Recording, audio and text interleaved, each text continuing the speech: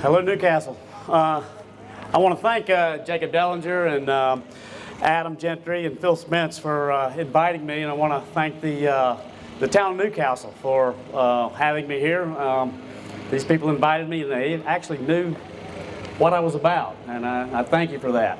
I will say I am probably the most controversial speaker here, but what I'm going to speak about is how do we get back to a lawful constitutional government, back in the hands of the people, out of the hands of the politicians, and where we no longer have a federal government that operates way outside the Constitution.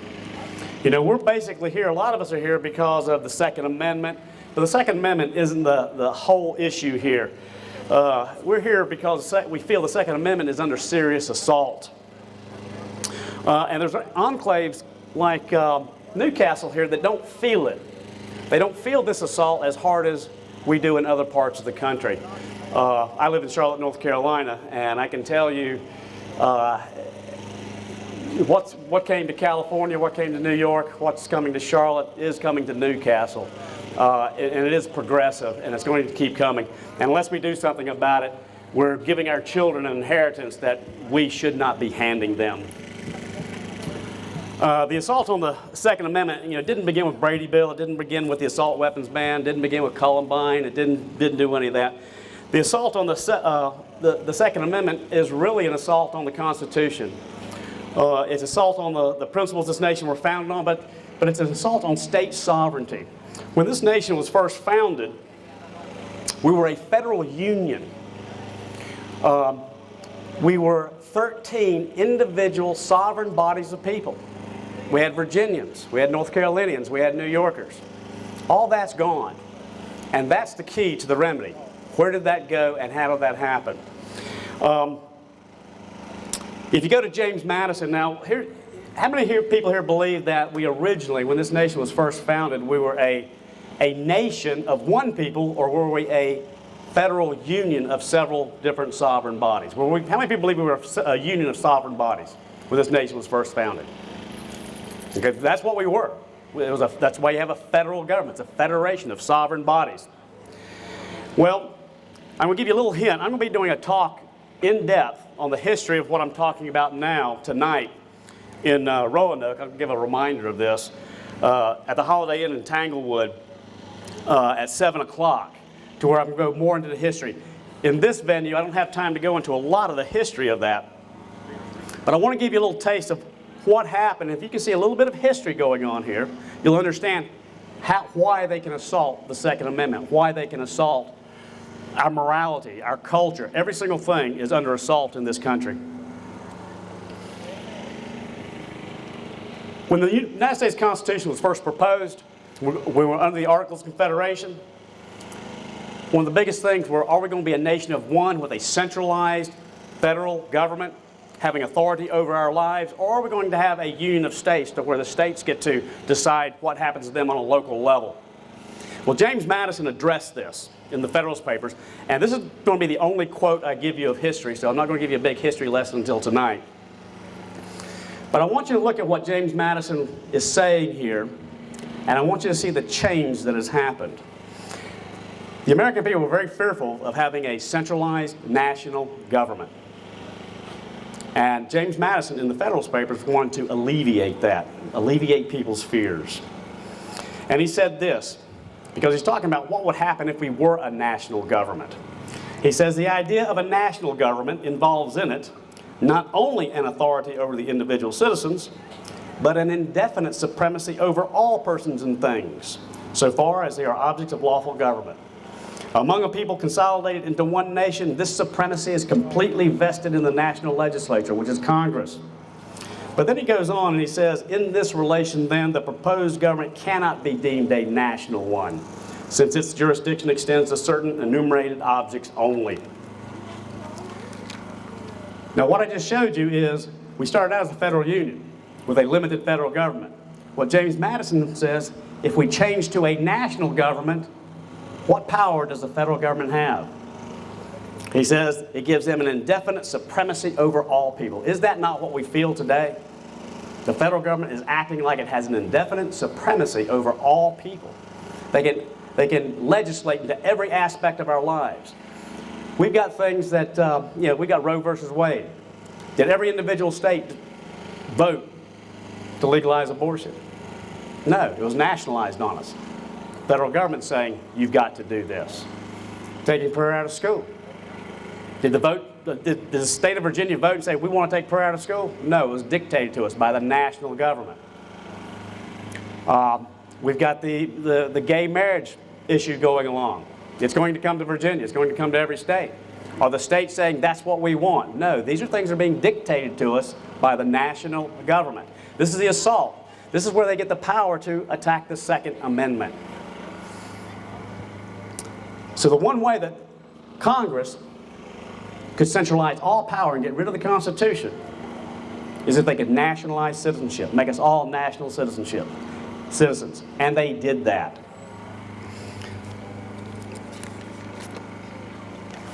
Now, I'm going to give you a little look at the front side so that you can look at the back side. And hang on one second.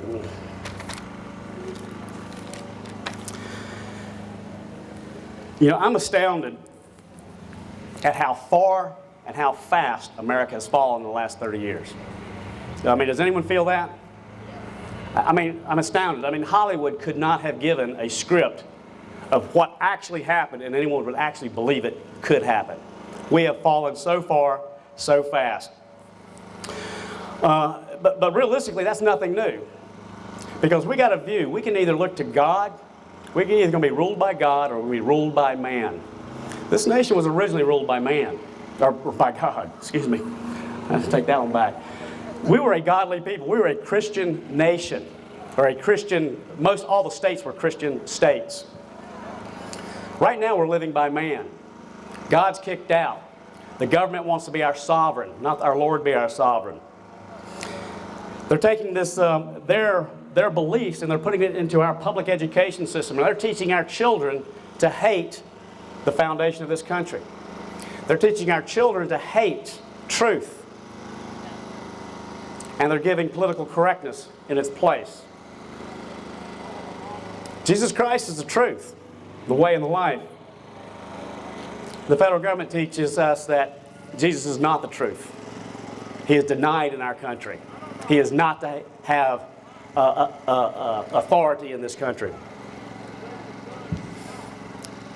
We've got a public education system that glorifies the individual, and they've got the minds and the hearts and souls of our children.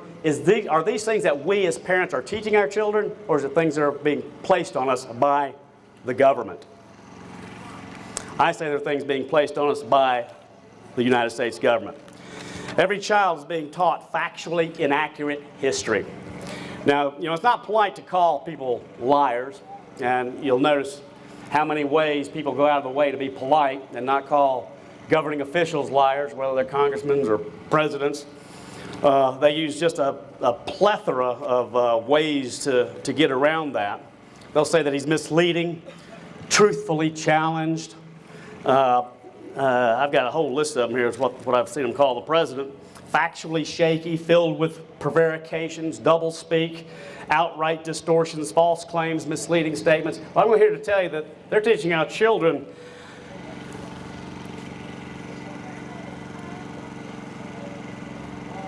factual inaccuracies because I'm going to be polite. The way that we're going to get this country back is to start learning the truth.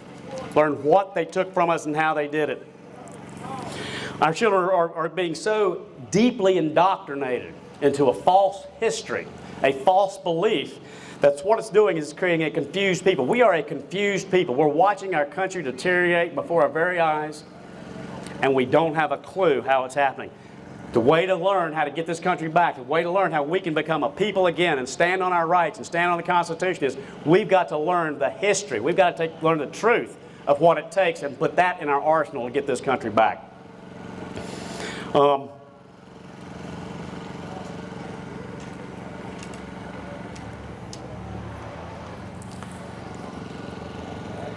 many people here put their faith in the political system that's in place now? Isn't this a sad state of affairs here in the United States of America? We have politicians that promise things, but the follow-through is very disheartening. How many people believe that the best place to put the security of the American people is back in the hands of the American people? We've got to take this country back. Amen. We've got it in the hands of Congress and politicians, and we feel that that's our only remedy. The remedy is, oh, we got to get Republicans, or the Tea Party, or Constitution Party, or whatever. That's not the remedy. The remedy is learning the truth. The remedy is learning history. The remedy is learning how they took it away from us. Because, again, the assault on the Second Amendment isn't Brady Bill. It's what gave them the authority originally to take it away and limit the Second Amendment. And we've got to go and find out what that little point of history is.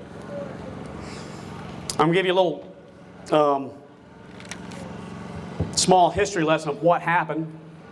The American Civil War, we're being taught to look at the American Civil War from a moral perspective and not a political perspective. Politically, what happened with the American Civil War? It was the destruction of the United States Constitution. It was the destruction of every principle our founders put out here. I'm not here to refight the Civil War. I am here to bring about what the war was about. Think about the issue of secession when South Carolina seceded. This nation was founded on the principle that all government of right comes from the consent of the people. The people have a right to alter their form of government when it becomes necessary, when they want to. When the government that they have isn't working the way they want. They have a right to alter that. What did Abraham Lincoln say? All government of right comes from the consent of Congress. It does not come from you. You have no right to have self-government. We will conquer you. We will kill you. We will subjugate you until you accept the government we put in place. And that's what we're living under today. Was there a crime? Is there a crime in secession? Well, the Declaration of Independence was a secession document. All secession is the formal leading of an association. This Declaration of Independence is an indictment against the Crown that says we have a right to leave. When we went from the Articles of Confederation to the Constitution of the United States of America is a secession document. Read Article 7. Because we were under the Articles of Confederation, and when we went to the Constitution, they said, well, once Article 7 of the Constitution says once 9 states leave the Articles and join this one, it becomes binding on them. How many states were in the American Union, the United States of America, when we went under the Constitution of the United States? 11. All 13 did not go. They hadn't bought secession yet. And then Abraham Lincoln says secession is a crime. Our nation's founded on secession. The people have a right to alter their form of government. But the evil part about it is, at the end of the American Civil War, the United States Congress changed the object of the Civil War and said, we believe it's for conquest, and we have the authority to annul states and to create new states. And that's what they did with the Reconstruction Acts of the United States Congress. What did that do? How many people are familiar with the Reconstruction Acts? How many people know what they did? They annulled, straight up, 10 states of the American Union. They did this 2 years after the war was over. They said, you're not a state, and Congress created new states. The state of Virginia, there's been 2 states of Virginia that have entered the American Union. I'm from North Carolina. There are 2 states of North Carolina that entered the American Union. The one was a sovereign body. The second one is a nationalized state. And what happens is the federal government can nationalize states. They have total control over them. They nationalize citizenship. The original people that could vote in Virginia were Virginians. The people that can vote in Virginia now are United States citizens. Reconstruction, the purpose and object and function of the Reconstruction Act, and you can read it right in Article 5 or Section 5 of the first act, was to assure that the nationalization of citizenship happens. In that article, it says that these new states that Congress created, they are required to pass the 14th Amendment. Is that the way we're supposed to amend the Constitution of the United States of America? Have Congress say, hey, we want an amendment passed? And in order to do it, we're going to annul states, send the United States military down there, and then create new states. And then those states are required not to bring up and argue the passage of the 14th Amendment, but to pass it. It's a requirement to pass it. The Reconstruction Acts are unconstitutional on their face. And they've only been to the United States Supreme Court twice. And I'm going to give you a little small history lesson right here. And I'm going to give you all the details of it tonight in Roanoke. First time the Reconstruction Acts got before the United States Congress in 1868, ex parte McCardle. McCardle was an editor, Mississippi editor. And he didn't want the Reconstruction Acts. He said that the federal government has no authority to annul the state of Mississippi and create a new state. They don't have the authority. He was arrested by the United States military for impeding Reconstruction, imprisoned for writing an opinion against Reconstruction. He got up to the United States Supreme Court. He was represented by a guy by the name of Jeremiah Black, who was a former Attorney General, former Chief Justice of the Pennsylvania Supreme Court, was defending McCardle. And I want you to hear this story. You're not going to hear this in any history book out there. The case was argued before the United States Supreme Court. The Attorney General refused to defend the United States Act of Congress, the Reconstruction Act, because he'd already written an opinion saying they're unconstitutional. Congress had to hire a private attorney to defend the Reconstruction Acts of the United States. And that was a sitting United States senator. The case was argued for 3 days in the United States Supreme Court, which is dealing with the nationalization of citizenship, which is what we're living under today. Jeremiah Black soundly defeated the constitutionality of Reconstruction. Well, what happened? This congressman decided to go back to Congress, and they enacted a law, and this law took away the authority of the Supreme Court to rule on the case. The only case in the history of the United States that Congress passed a law and said the Supreme Court is not allowed to make a ruling on this case. That was the last time it got to the United States Supreme Court until we got it there. What we have is the legal remedy to America. The legal remedy is Congress nationalized citizenship unconstitutionally, without authority in law, and they're maintaining it by fraud, coercion, and force and perversion of our court systems. And they've taken it out of the hands of the people. And if we want our government back, if we want lawful government back, it's not being a citizen of the United States. That amendment to the United States was put into place by force, by unconstitutional acts. The law says an unconstitutional act is not binding. What gives authority for the federal government to go after the Second Amendment, to force all these perverted morality on us, is this act of Congress. That's what gives them all that authority. And if we agree with the authority they're exercising over us, then what we need to do is stay in the system and keep doing nothing. Vote Republican, vote Democratic, vote whatever. I say we got to put it back in the hands of the people. What we did in North Carolina was we said we're going to two states of North Carolina have entered the American Union. Virginia can do this exact same thing, and I'm trying to find people who want to do it. We said we don't recognize this state put into place by these unconstitutional acts. We don't recognize it. It's illegal. It's a criminal act. We recognize the original Constitution, the original body politic of North Carolina as being lawfully binding. And we took an oath of allegiance to the Constitution of North Carolina that the United States Congress took away from the people of North Carolina. And they did the exact same thing to Virginia and every other state. And we started holding elections. We're the North Carolina American Republic. We're down here. We said we're going to reestablish the original state. I recognize the original state of North Carolina as lawfully binding. We hold elections. We gave notice to Bill Clinton. We gave notice to Jim Hunt, who was governor of North Carolina at the time, that we're reasserting our right to a lawful body politic and their government. We've gone into court 16 times. We got it all the way up to the United States Supreme Court. The Supreme Court refused to hear it.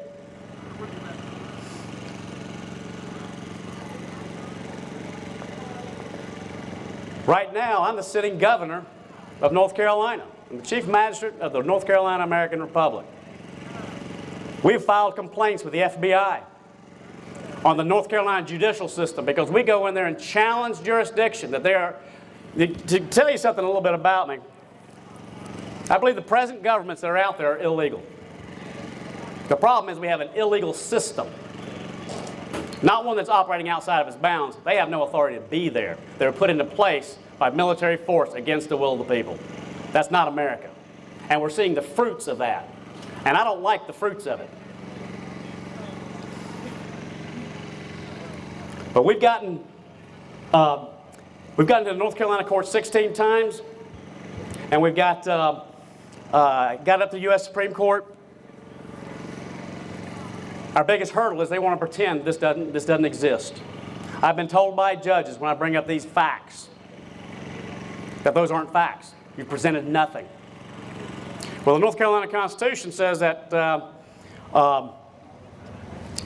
no court can have a policy or procedure which denies a right. And they've got a policy and procedure ignoring Reconstruction. And what it's going to take to get Reconstruction out there is get people who know what happened, and people who are willing to stand up and take this country back. This is a legal fight. And we're looking for people who want a legal fight. This is a legal position. Our legal system says that if you believe an act is passed unconstitutionally, you have a right and duty to obey it, but you also have an obligation to defend it in a court. And that's what we're doing, and we're going into court. Again, we've met with the FBI, we've met with the local police, we've met with them all, filing complaints with them. How many people have ever heard of us before? We're dead serious to fight and get this country back. Now, I'm looking for Americans that want to help us get this country back. I'm going to be talking a whole lot more about this, of how to do it, what it's about, because I'm tired of being on my knees begging this government that I know is going to do nothing to actually do something. We got to, as Americans, we got to stop living on our knees, stand up, grow a backbone, quit succumbing to political correctness, grab the truth, throw away everything else, and grab our Lord Jesus and get the truth back and become a moral people who want to be moral again. Israel did this over and over again. They went to the Lord and they started taking on the customs and ways of their neighbors, and they fell. We're taking on the custom and ways of our neighbors.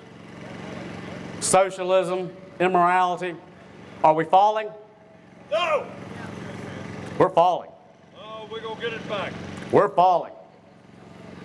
But what I'm proposing is a moral, lawful, rightful, just solution. And I believe it's the only solution, is a legal solution to get this back. America is doomed until we do. I'm going to have more of this. I'm going to be speaking tonight. Gun rights and state rights. We'll be talking about this tonight at the Holiday Inn. There's people out there that's got these little flyers if you need a little reminder. It'll be the Holiday Inn on Starkey Road in Roanoke, 7 o'clock tonight. I'd like to see everybody out there to learn more of how we can get this country back. I want to thank you.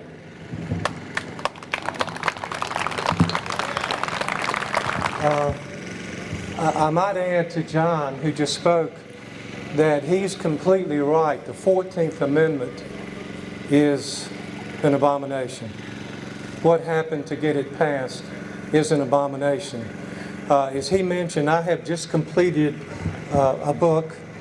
Never thought I could write a book, but if I can do it, anybody can. So if you have any thoughts about writing a book, I encourage you to go ahead and go through with it. It's something that you will enjoy. I enjoyed it tremendously.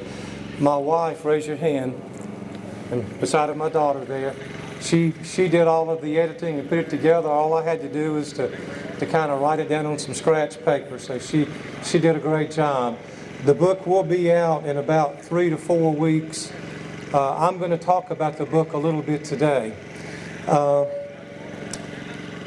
We are so lucky in this area in Southwest Virginia to have the tradition that we have. Not many states have this kind of a tradition. We have great men. Patrick Henry was the first one that comes to mind. Do you know, had it not been for Patrick Henry, that there would have been no American Revolution? There would not have been one, at least not during that time anyway.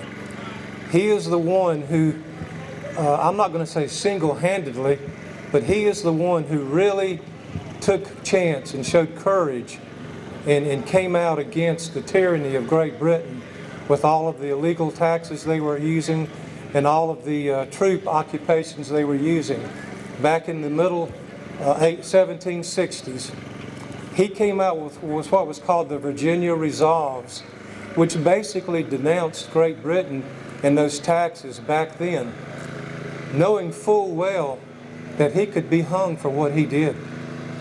He was a very brave man. I'm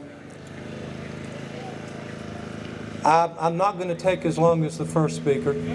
I'm going to be short and sweet, as they say, with what I have tonight or today. But I do want to bring up a few issues that I think are of critical importance to us at this time in this nation of ours. I feel in my mind that the people of Virginia, Western Virginia especially, because of our tradition, with people like Patrick Henry, Thomas Jefferson, George Washington was from the East, but we great man as well. James Madison was very instrumental in writing the Constitution. I don't hold him in as high esteem as I do Patrick Henry and Thomas Jefferson, but he did do a great work with the Constitution. The issues that we have to be concerned about, first of all, are our right to bear arms. That's what this is all about here today. We're having an open carry date to show that we're willing to bear arms and to show that we're willing to bear arms. There are so many people over this country who want to run and hide in a situation like this. Have you ever felt safer in your life than you feel today being here? I haven't. I mean, I know I'm not going to get robbed today by someone. And you know, that's something that bearing arms can prevent. But do you know what the primary reason was that the founders gave us the right to bear arms? It wasn't so that we could go hunting, even though that was important. It wasn't so that we could collect guns, even though that's important. The primary reason is so that we could withstand a tyrannical government that might come to impose their will upon us. That is the reason that we're able to bear arms. That's the reason the founders gave us that right. And we need to make sure that we do not give up that right. It is so important. I dare say that once the right to bear arms is taken from us, then we will begin to lose all of our liberties. You know, I think about Germany and Hitler in Germany. He took the guns away first from the people. Once he took the guns away, then he could impose his will. And sure enough, he came along and rounded up 8 million citizens. And you know what happened to those 8 million citizens? That is not going to happen in this country because we're not going to give up our right to bear arms. We're not going to let a government come along and do us the way that happened in Germany. That is one of the issues that I think is important, is to be vigilant, to not give up that right. I know we will be under assault with the federal government administration that we have now. We're even under assault at times with the state governments. But that's a right that we should never, ever agree to give up. To me, the Second Amendment is your license to bear arms. I don't think you need another license. I don't think there should be any registration required. I don't think there should be any legal law enforcement required. The Second Amendment says you have the right to bear arms. To me, that's all that you need. Another thing that I'm extremely concerned about at this time in America, and I'm going to be brief with these things, is our national debt. $17 trillion and counting at this point. That's 17 and 12 zeros. If you divide the population of the United States into that, guess how much you get per person? $55,000 per person. That's how much every one of you here today is in debt. Your federal government has put you $55,000 in debt. Now, when you consider that the half of the population isn't going to pay any federal taxes, That means if you're paying taxes, you're about $100,000 in debt thanks to your federal government. And now they're attempting to once again increase the budget ceiling so that they can go borrow more. My fellow citizens and patriots, if we keep this up, we are going to become insolvent in this country. We will not make it as a nation. A stop has to be put to this insane spending that is going on in the federal government. The federal government has a fiduciary responsibility to the people of this country not to do this, and we have to put a stop to it. We have to have people in office who will stop increasing the federal government debt.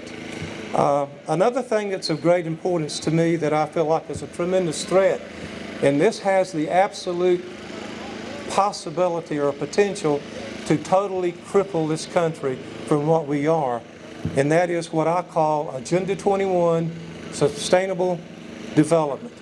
Now, how many people have ever heard of Agenda 21 here? Okay, I see a good number have, but for those of you who have not, I want you to go home today. I want you to learn all that you can about Agenda 21 because it totally threatens our existence in this country and the way of life that we know. It has the potential to redistribute all wealth. It has the potential to take all of your property rights away from you. In fact, your property possibly away from you. And yet we've had people in the 9th District of Virginia who have been attempting to place the whole district under a National Heritage Area designation in the past year. Do you know what that would do? That puts the Department of the Interior in charge of all major property decisions in the 9th District of Virginia. What you can do with your land would be dependent on what they tell you that you can do with your land. Beware of Agenda 21, Sustainable Development. It's creeping into your local governments more than it is anywhere else. But believe me, it is being pushed nationally by the federal government. It is a resolution that was passed by the United Nations. And the first President Bush signed us on to it in 1992. But we need to beware of that. Another thing that really concerns me is the educational system that we have in this country now. The Constitution enumerates 36 powers that are given to Congress. Just 36 powers. Nowhere in those 36 powers does it say they have any right, any control whatsoever, any responsibility for education. Yet they have sought to completely dominate education. And believe me, the schools are beginning to teach your children to submit to the Agenda 21 program. That is their goal, to teach them to submit to it. Social justice is the main thing that they're teaching your children in that program. Beware of it. Another thing that I am quite concerned about, I mentioned that the federal government has a fiduciary responsibility to the people. Look at the Constitution as a great power of attorney, if you would, for just a minute. In this power of attorney, we give the federal government certain rights and privileges to do certain things on our behalf. They do not have the right to delegate that authority to somebody else or to some other group. Yet the Congress has delegated authority to the EPA, the Environmental Protection Agency. They can make law, and it is binding unless the Congress overturns it. And they're not going to overturn it because they don't have the guts to pass it in the first place, and they're certainly not going to overturn it. But the EPA is just about to choke southwestern Virginia to death with their regulations. We need to beware of government agencies that are outlaw agencies that should have no real power. In my book, and I know this is true because I read it in my book, I talk about several remedies. And one of those remedies is the possibility of a constitutional convention. But I come to the conclusion in my book that we need to beware of a constitutional convention. The last time we had a constitutional convention, it turned out well. But the country is not the same as it was the last time we had a constitutional convention in which our current Constitution was adopted. I'm afraid if it happened today, that body would be filled with liberals, Harvard and Yale graduates who want to continue with Obama's fundamental changes in America. And what we would get as a new Constitution, I don't know. So I'm very leery of a constitutional convention. I'm leery of efforts to succeed, even though I think that we have the right to do that. We absolutely had the right to do it when we did it at the time of the Civil War. Abraham Lincoln, he was wrong. We had the right to succeed. He did not have the right to attack us. It's what he did. I have been working with a gentleman who passed away a year or so ago for a couple of years prior to that on a concept called nullification. Has anybody heard of nullification here? Nullification, I want to read you just a short thing in my book, and then I'm going to conclude pretty quickly after that.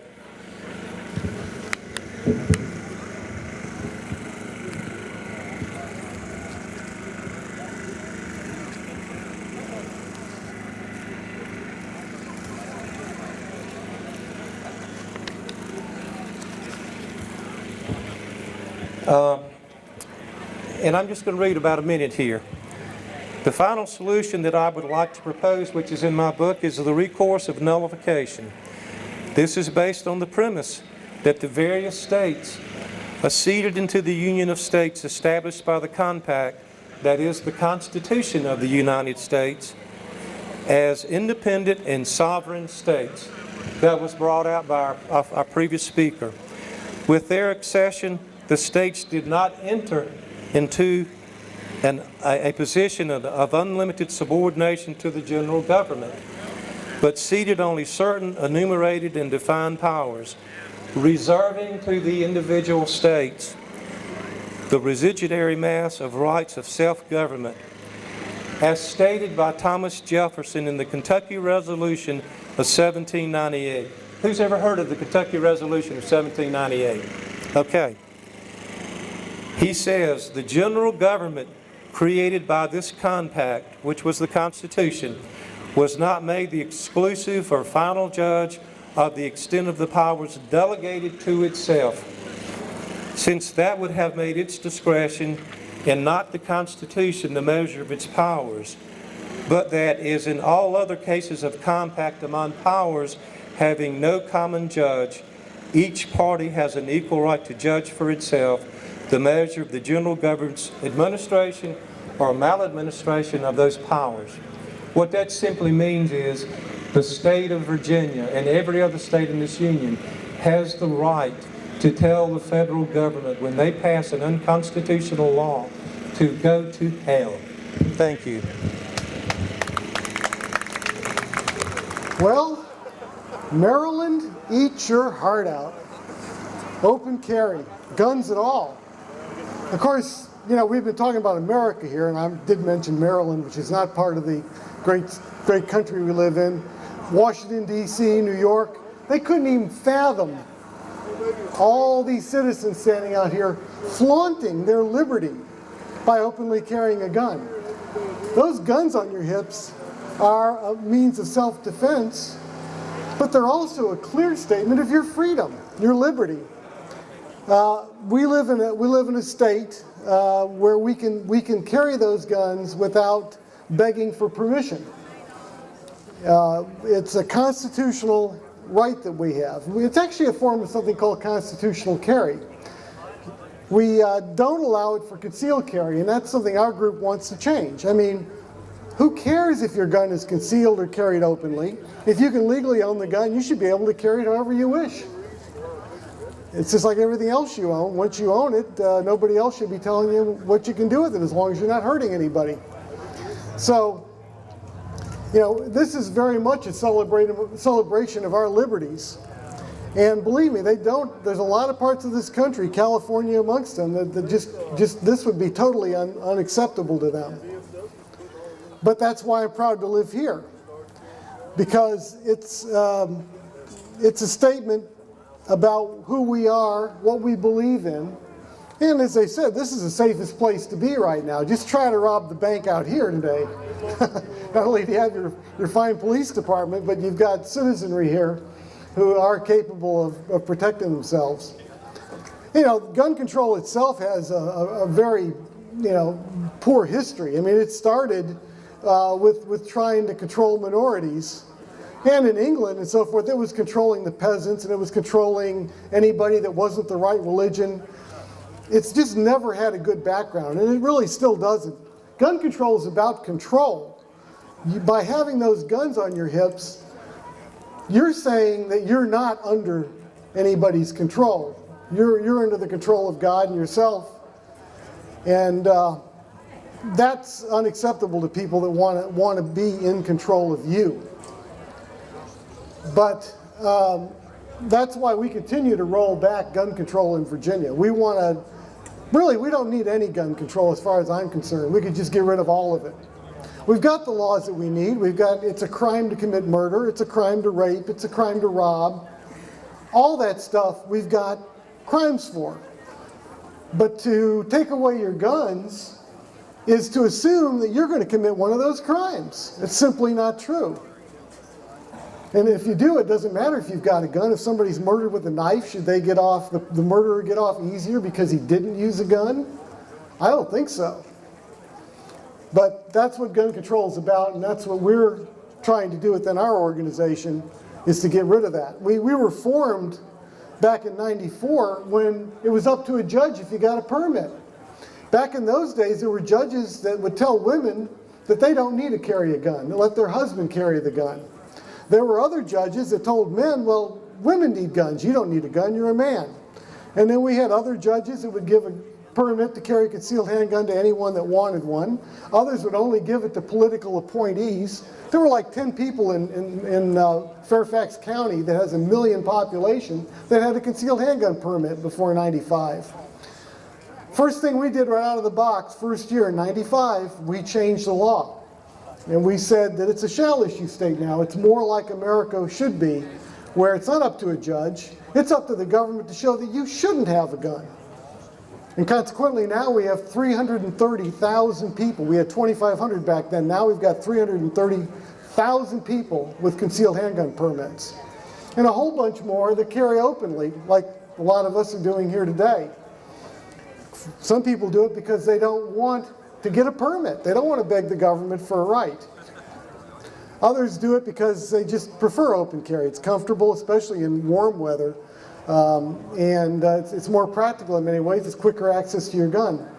And other people prefer concealed. Well, again, that's the beauty of America. You choose what you want and what you like. So at some point, we'd like to get rid of even a permit for concealed carry. One of the other things that we're fighting against is gun-free zones. If you think about it, every massacre that we've had has been in a gun-free zone where somebody's walked in and killed 20, 30 people. It happened in Virginia Tech. It happened in Colorado at the movie theater. I don't know how many of you knew this, but the murderer in Colorado, in Aurora, there were several theaters showing the same movie, but he drove past all of those and went to the one theater anywhere near him that banned guns. That wasn't a coincidence. There's no way that was a coincidence. And then he opened fire. And there was nobody to stop him. We want to get rid of gun-free zones. They're killing zones, and that's high on our agenda. It's not going to be easy with the new administration coming in, but we're not going to stop and give up and go into hiding or try to just go on the defensive. We're going to stay pushing hard on the offensive. There's work to get done in Virginia, and we're going to do everything we can to do that work. And as far as the governor pushing gun control, as long as we stand together and do our part, the fact that the House of Delegates is over half pro-gun means that if we do our part, we should be able to stop anything bad that he tries to get passed into law. But again, freedom isn't free, and in our case, we have to spend a little bit of time. But I look at it this way. I think of all the men who've died face down in the mud In a war, young men that never had a chance to have a family, never had a chance to really live a lot of life, that died, horrible deaths, some of them, so that you and I could be free. And what was that freedom supposed to do? Well, one of the things we do is we're supposed to be vote, go out and vote. And we should be lobbying our government. That's what our group does. And don't think for 1 minute that somebody that died, some young man that's laying there dying, bleeding out on some cold battlefield somewhere, what he wouldn't give to be able to switch with you and simply get in your car and go vote, once a year, or go down to Richmond and lobby your General Assembly. He would have loved to have traded with you. He paid a far higher sacrifice. And we need to honor that sacrifice by doing our part and taking off work if necessary to get some things done. That's protecting our country. On January 20th, which is Martin Luther King's birthday, VCDL has Lobby Day every year down in Richmond. A few years ago, we had 1,000 gun owners wearing those same stickers. We flooded the General Assembly. You could go nowhere in that building without seeing those stickers everywhere.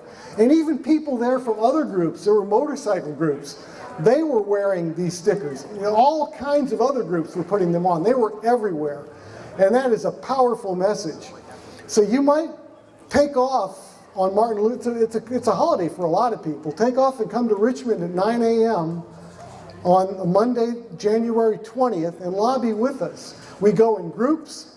We get people that have done this before, and you'll go in a group with them, and you'll go to certain delegates and senators, and you will hand out VCDL's agenda, which they like to get because it tells them all about the gun bills and tells them how they should vote this stuff. And that way you can also be doing your part to protect your rights, and not just your rights, the rights of future generations that are depending on us to try to hold everything together. And so anyhow, I thank everybody for coming out today, and I appreciate having the chance to talk to you guys. It really makes you proud to see all the people and all of you open carrying and supporting your rights. And like I say, just across the border into Maryland, there are a lot of gun owners that look over here with yearning eyes at the liberty we have. So let's enjoy that liberty. And I thank you very much.